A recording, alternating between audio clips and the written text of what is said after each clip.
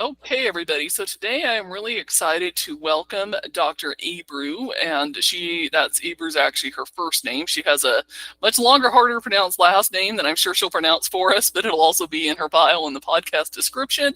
And she is going to be talking with us about something that I have not really covered, but I feel like it's pretty important. We're going to be talking about your skin health and how that impacts your autoimmunity and your inflammation and just how the health of your skin in general just has a big impact on your health. So welcome, Dr. Ebru. Why don't you start off by telling us a little bit about yourself? Who are you and what brings you on to autoimmune rehab? Sure. First of all, thank you for having me here. It's an absolute pleasure to talk to you. So, okay, where do I begin? So let's start with the name. I'm Dr. Ebru Carapazolo, and I usually joke about I was born with a microscope in one hand and moisturizer in the other, but I'm a born scientist, I guess, and a nerd. To be honest, I'm an immunologist trained in molecular medicine and over 25 years of research in how our immune system works, our hormones, estrogen, how does it affect the inflammation, and how estrogen impacts the autoimmune diseases and why females have more autoimmune diseases in general. So, and also something we often underestimate, where does the skin stand in all of this? So my career began in mostly academic labs, researching autoimmunity, inflammation, how hormones influence the immune responses. But one might say, okay, you were in immunology. How did you go towards the skin? And the reason is more personal because I was battling with really bad acne. It became cystic, especially when I was doing my PhD, thanks to the stress. And also watching my father suffer severe skin reactions during his battle with cancer. And then I realized we're missing something. Both it's huge in medicine and beauty and in research, because at that time during the 90s and if we go back 80s, as far as I can remember, skincare industry wasn't respecting the immune system. It wasn't acknowledging that the skin immunity is also a part of this. So it was trying to just fix the surface, so to say. So that was my moment of realization, and then it planted the seed for obviously what we have today, our brand that fuses the science, the sensory elegance, and the immune respect in every drop. So that's how it kind of started. So my aim is to calm the chaos if I can. That's awesome. That's great. That's a lot of good words of wisdom right there. Could probably do a whole podcast just on some of the different things you brought up there. But you're right. I mean, skincare, generally speaking, they don't take into account inflammation, your immune system, all that kind of stuff. They just don't, and not to mention all the toxins that are in a lot of skincare. I mean, that's a whole nother can of worms in and of itself. They not only do they not respect and create skincare that's actually good for you, they put things in it that actually can make your autoimmune conditions worse, or in some cases even give you an autoimmune condition. So it's complicated. So what would you tell us? I know there's different theories, different people have different ideas about there. Why do you think that more women have autoimmune conditions? Well, there's a different there's certain okay, let me rephrase that. It's not only one reason. There are several reasons, right? Yep. So sex hormones is one of them. Also, the genetic component is another. Lifestyle, stress. Women are more stressed than men. I'm sorry if there is men listening. That's the truth. I'm sorry, but we handle a lot of stuff. And the hormones, estrogen, progesterone, is harder on females. Like men have testosterone predominantly. They have estrogen as well, but the females have to go through these changes every month, starting from 12 years old. Every day, it's a different profile. And then when you go into menopause, that's another thing. And then there's the genetic component to it. So we have two X chromosomes. And if we were looking at the genetic aspect of it, let's say there is a gene that makes you more susceptible to a certain type of autoimmune disease. And if it's on one chromosome, you're fine. But if it's on both chromosomes, you're kind of screwed. So there's the double effect. So that's why females are a little bit more susceptible, like 1 to 8 susceptible compared to men, Yeah, unfortunately. that's true. Yeah, I mean, I can totally see that. Yeah, absolutely. Makes a lot of sense. So let's talk a little bit about skincare and autoimmunity then. So why, do we need to really take a look at skincare, what we're putting on our skin, and how that impacts your immune system and your autoimmunity? Oh, definitely. So, first, let's talk about our life. Since COVID, the life is getting harder and harder. That's at least that's what I'm feeling, It's getting more stressful, it's not getting easy. It's getting harder. I mean, we have all these internet and everything was supposed to make our lives easier, but it made it faster. It made it crazy faster. That means stress, right? So, if this is taking an impact on a normal, healthy person, what is the impact on a person who has autoimmunity?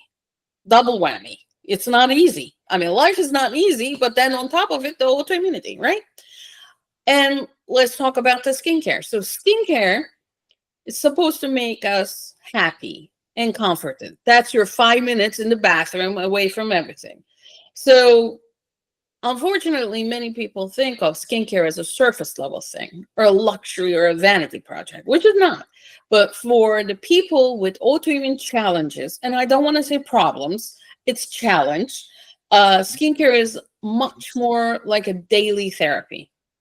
Let's put it that way. If you have the right skincare, that is.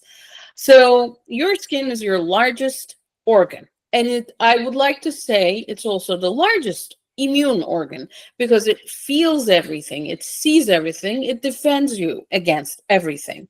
It contains these resident immune cells like Langerhans cells, dendritic cells, mast cells, and they act like your overprotective bouncers at a very exclusive club. I mean, a bug comes in or a cut happens, these cells say, nope, you can't go forward. We're protecting this body. They're constantly scanning, assessing, reacting. However, in autoimmunity, these bouncers, your personal bouncers, tend to get a little trigger happy. Let's put it that way. And why does it get trigger happy? Because it starts attacking their own cells as well. So, with people with autoimmunity, skin often becomes this early messenger of internal imbalance. Okay, so these like Langerhans cells, dendritic cells, all trained to detect all these threats, but these same cells can misinterpret these harmless signals as danger, and then your skin will react faster. You will have more irritation.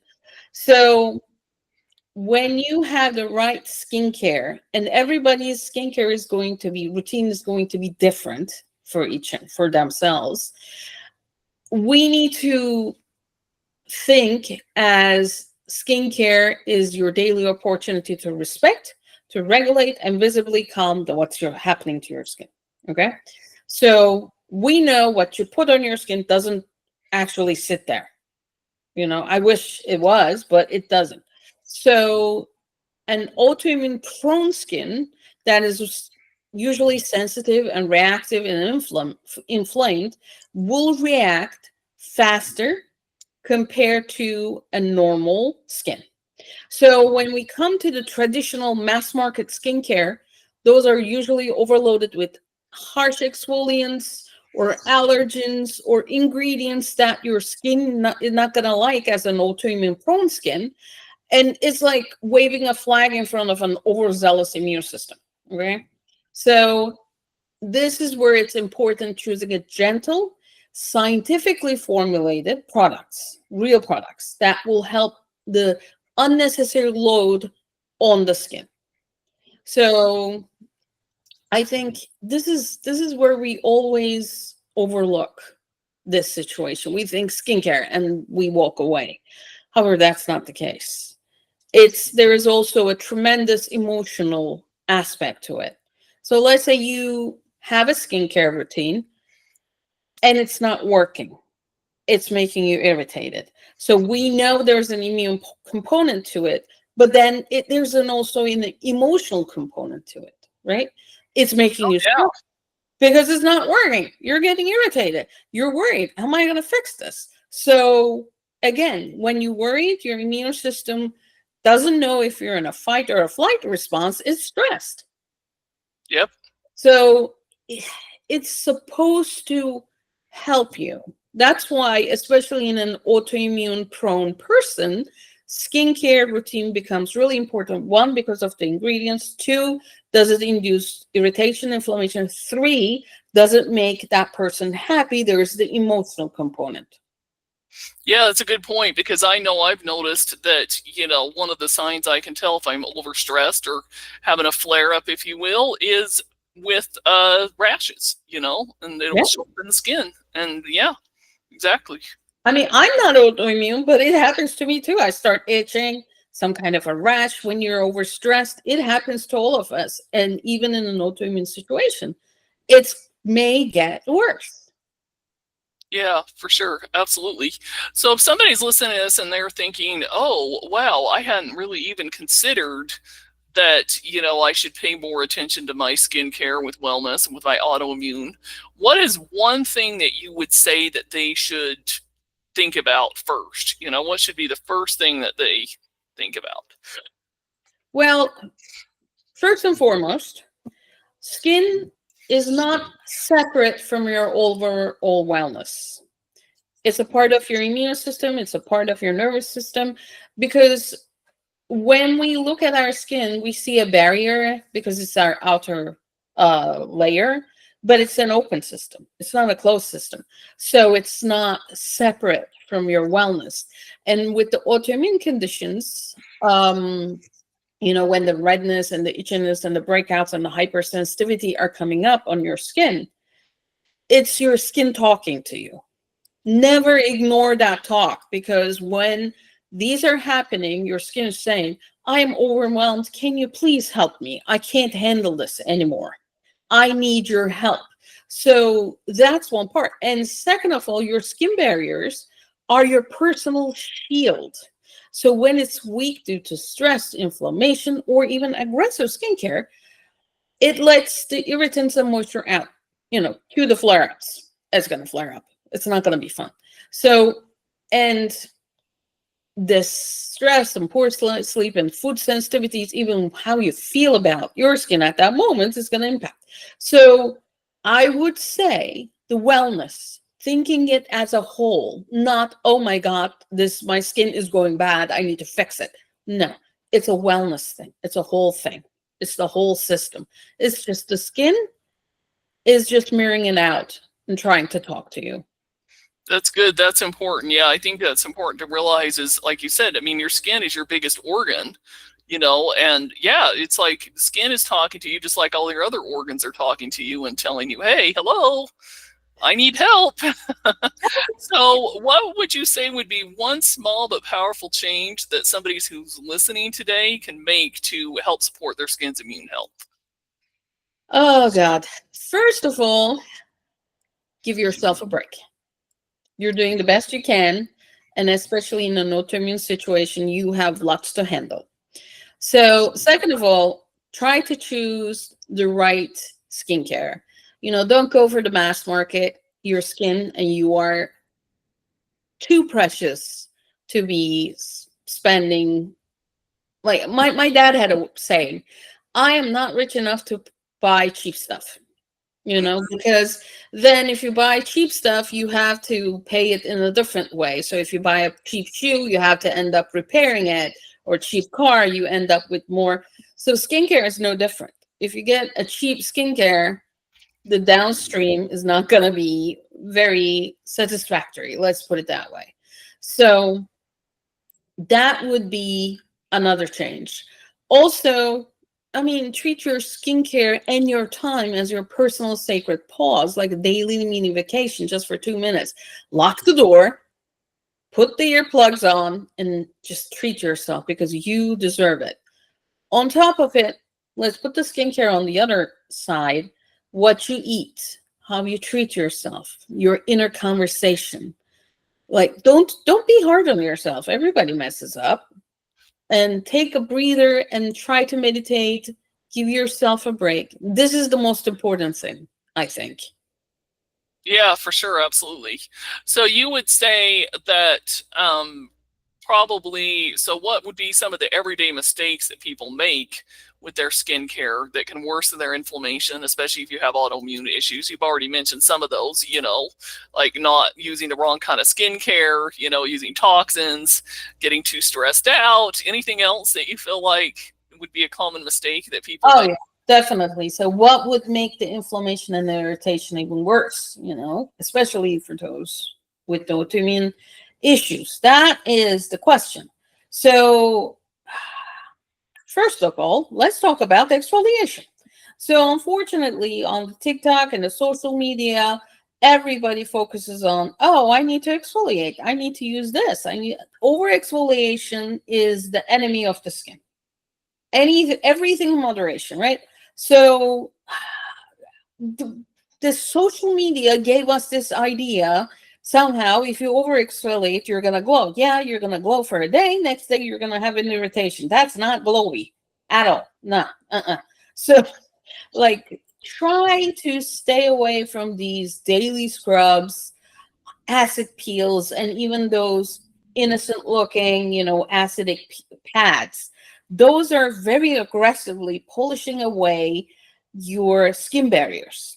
And if you have an autoimmune disease prevalence, your skin is more sensitive compared to the rest of the population. So these pads are not designed for you. These acidic toners are not for you. So you need to find another way. So that's one thing. Another thing is mixing very powerful active ingredients with each other. That's another TikTok trend, by the way. So, for example, using acidic toners like AHA and then retinoids at the same time, that's a recipe for disaster.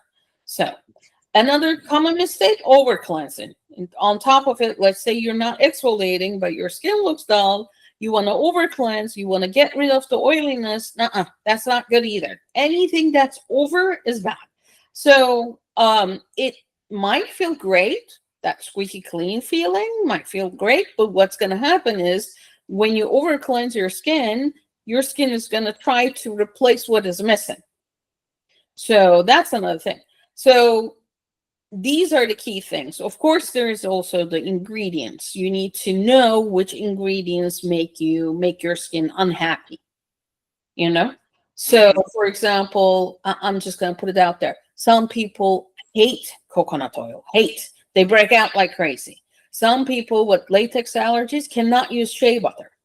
So you need to also know your personal biases that are good for your skin and bad for your skin.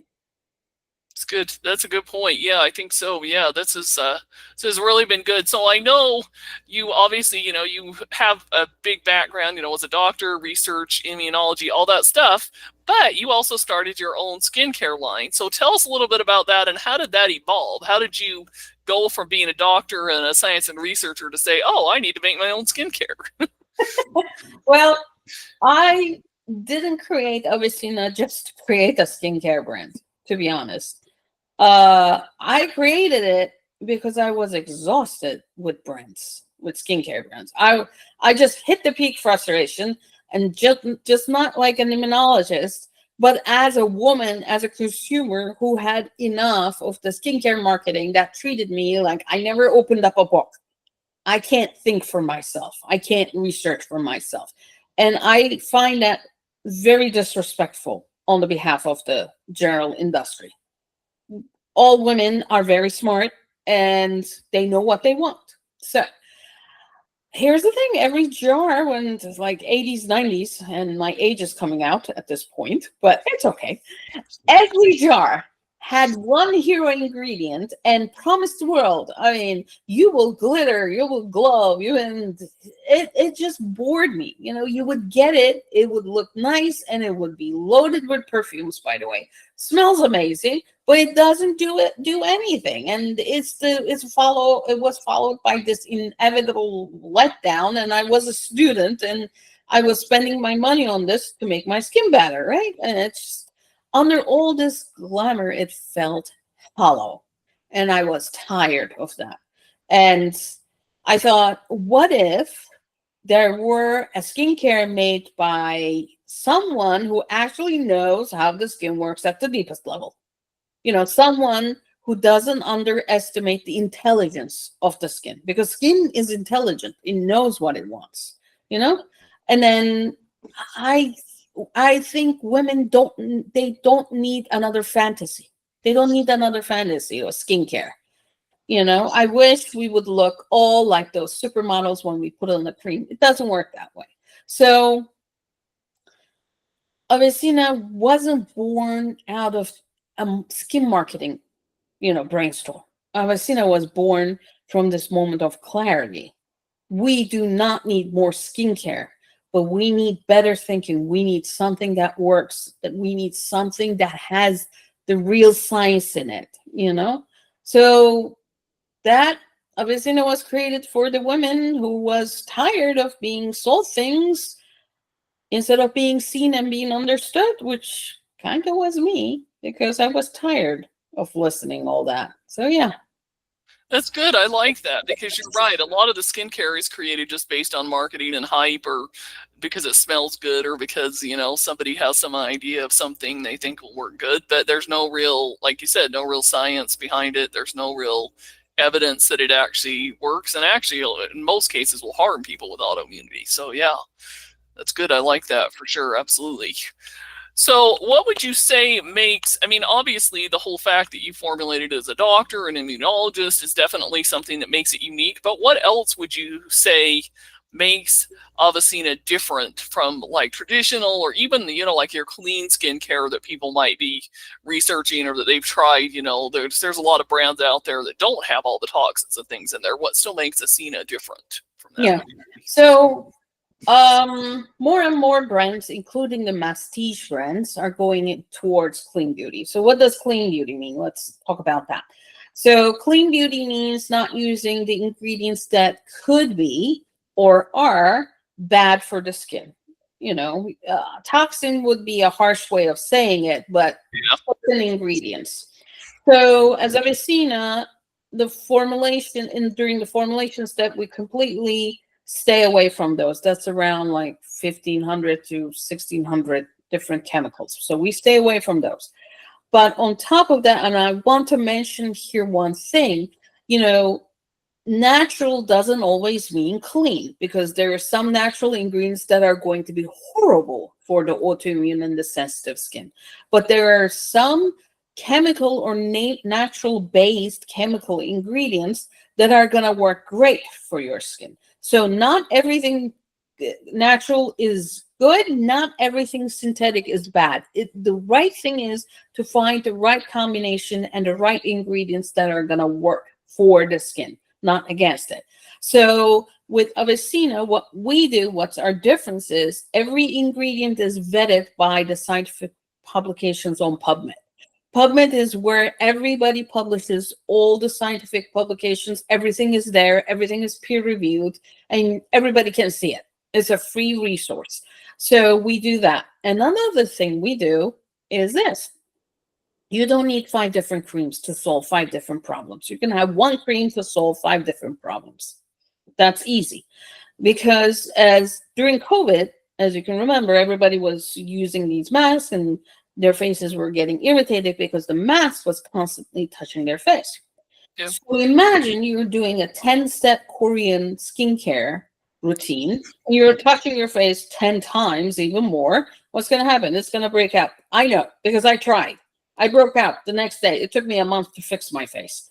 So with Avicina, what we're trying to do is multi-targeted and multifunctional products. So multi-targeted meaning solving several challenges related with signs of inflammation, dullness, premature aging, dryness, that kind of thing. Multi-targeted, multifunctional means that you can use several ingredients to solve those problems we talked about in one formula. You can do that. That doesn't mean that you have one hero ingredient. You're going to have a lot of ingredients that work together. So Avicina does that. So there's one cream. The price range is a little high, but here's the kicker. When you calculate it per ounce per drop, it's actually cheaper than buying a Nivea because it also works. So that is the difference. And also it's cruelty free and safe skin sealed, certified. So that is given by the Skincare Anarchy, and that shows that the product is clean, the product is working and efficient.